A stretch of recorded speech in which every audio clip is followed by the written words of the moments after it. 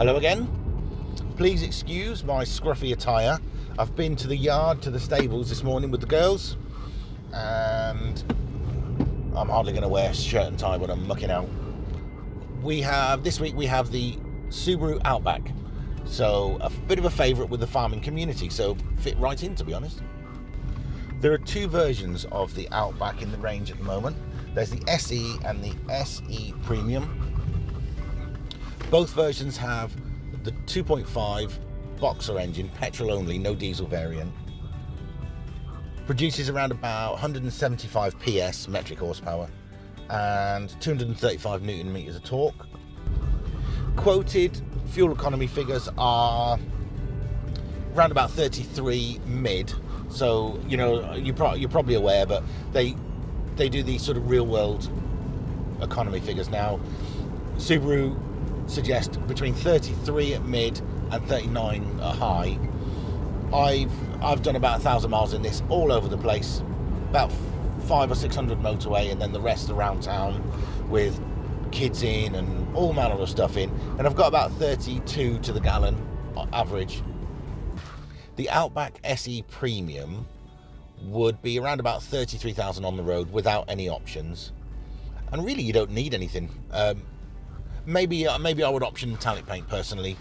This looks nice in metallic, but the SE Premium has 18-inch wheels over the SE's 17. It has full leather interior over the SE's cloth. Other than that, I think they're pretty much the same, and there isn't a huge price difference either, so SE Premium is certainly where I'd go. Interior is lovely. We've got full leather, so leather front and rear seats. We've got leather on the door cards. You've got electrically adjustable, or 8-way electrically adjustable front seats both sides, memory function on the driver's side, and all in all, very well appointed. This car's done nearly 10,000 miles. It's a press car, so those 10,000 miles won't be particularly kind, and there's not a single squeak or rattle in the car. Very well screwed together. As you would expect on a modern car, has a full suite of electronic aids. We have lane keep assist, pretty straightforward stuff. Beeps if you're changing lane without a signal. Tries to correct the steering if you're wandering, you go over the white lines, that kind of stuff. Not desperately intrusive, just enough to keep you safe. We have collision avoidance. It does a couple of things. If it sees a vehicle in front of you and feels you're getting a bit too close, it moderates the throttle first of all, so you can't accelerate up behind it.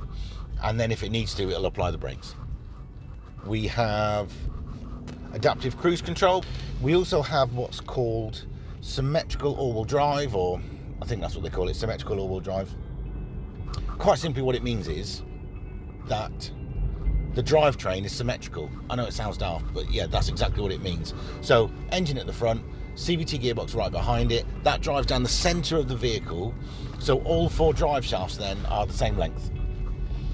Maybe it's not a big deal to most people, but it means that when you're off-road particularly, or in slippery conditions, you don't get one wheel spinning before another because of unequal length drive shafts. It also has what's called X mode. X mode is for when you're off-road. We're not talking rock crawling, we're talking farm tracks, that kind of stuff. Fairly deep mud. It's pretty good off-road, honestly. And X mode is it kind of tells the vehicle's electronics that you're not on tarmac anymore. So it does a couple of things. It changes the characteristics of the traction control to allow some wheel spin when you're in muddy conditions, and it also allows for it engages hill descent. So when you go down a steep hill with perhaps uneven surface, or the grip's not even, you just take your feet off the pedals and it will drive the vehicle down safely for you. Very clever, very clever. Talking of off-road, Subarus have a reputation for being more than just an A to B car. They're a rugged, reliable car. Suspension is McPherson strut at the front and double wishbone at the rear, all independent, which is what modern cars should be, honestly, and maybe some other manufacturers should drive these Subarus, because it's a little bugbear of mine how we still don't have all cars aren't fully independent suspension. It's crazy.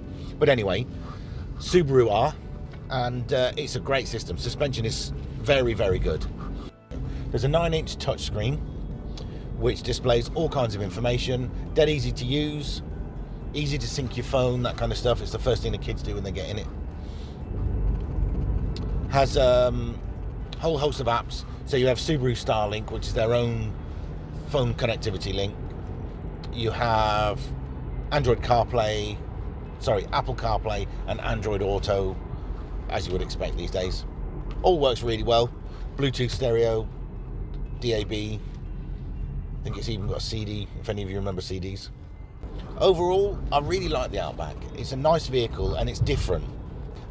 It has some really interesting, unique features, particularly the fact that you can genuinely take it off-road. There are lots of SUVs out there that purport to be four-wheel drive and what have you, but they're really not very good off-road. I've driven a few of them. So it literally is the best of both worlds. Fantastic, really.